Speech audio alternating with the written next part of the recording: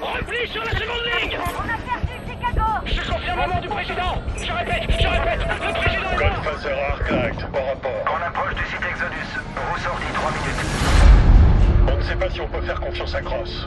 Vos ordres sont de protéger le Cortex par tous les moyens possibles. Bien reçu.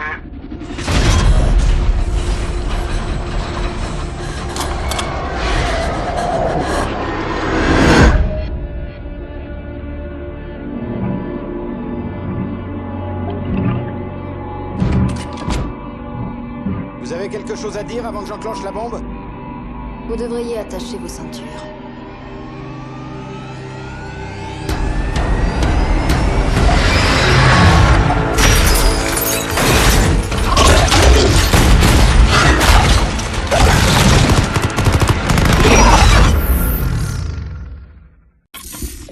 Le programme Exodus. Quand la menace d'un scénario apocalyptique s'est précisée, un plan d'urgence secret a été mis en œuvre pour assurer la survie de l'espèce humaine.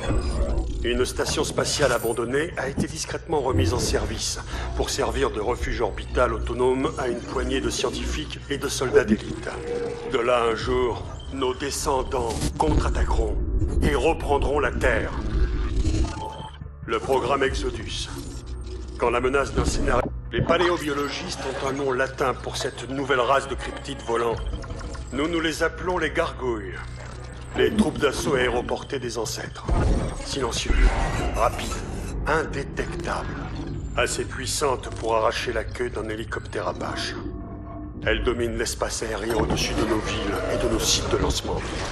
Nous ne décollerons jamais si nous ne trouvons pas le moyen de passer au travers. Les paléobiologistes... Le cortex, notre atout secret. C'est le tissu cérébral d'un ancêtre vivant, conservé dans un conteneur de transport de dons d'organes. Je ne prétends pas connaître son fonctionnement. Il est alimenté par énergie bioélectrique. Il la stocke comme une pile psychique. Puis il explose comme une bombe à neutrons. On dit que ces radiations sont inoffensives pour l'homme. Je n'en crois rien.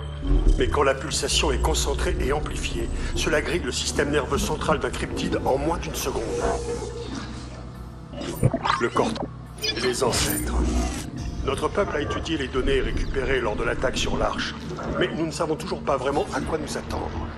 Ils ont à la fois des pouvoirs télépathiques et télékinésiques. Leurs corps physiques sont assez fragiles. Ils sont capables d'engendrer un champ gravimétrique puissant pour dévier les attaques, et peuvent peut-être même l'éviter. Nous craignons que les armes de petit calibre ne puissent tout simplement pas pénétrer le champ des ancêtres lorsqu'il est activé.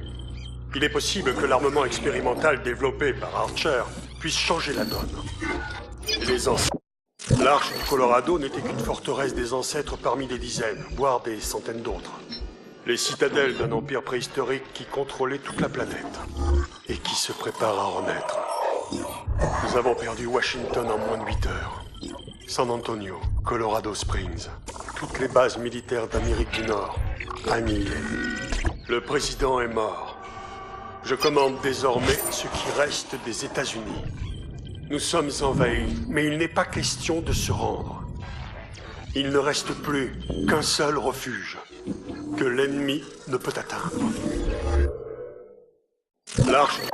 Ici David Archer. Je sais ce que vous pensez. Vous avez tort. Vous vous trompez sur beaucoup de choses. Comme sur Samantha. Un agent dormant. Un agent double.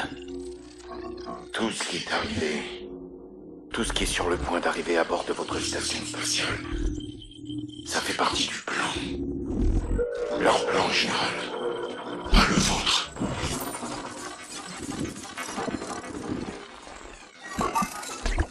Ici David. Ils m'ont déjà laissée pour morte. Ensuite, ils m'ont sauvé la vie. Nous sommes dans le même camp maintenant. Mais je ne suis plus la même. Je ne suis peut-être même plus humaine. Je peux sentir leur peur. Ils se demandent s'ils doivent me tuer. C'est un peu tard pour ça. Samantha Cross est morte il y a des mois, par une nuit froide en Alaska. Ils m'ont déjà laissée pour morte. Alerte niveau 3! On n'y arrivera jamais!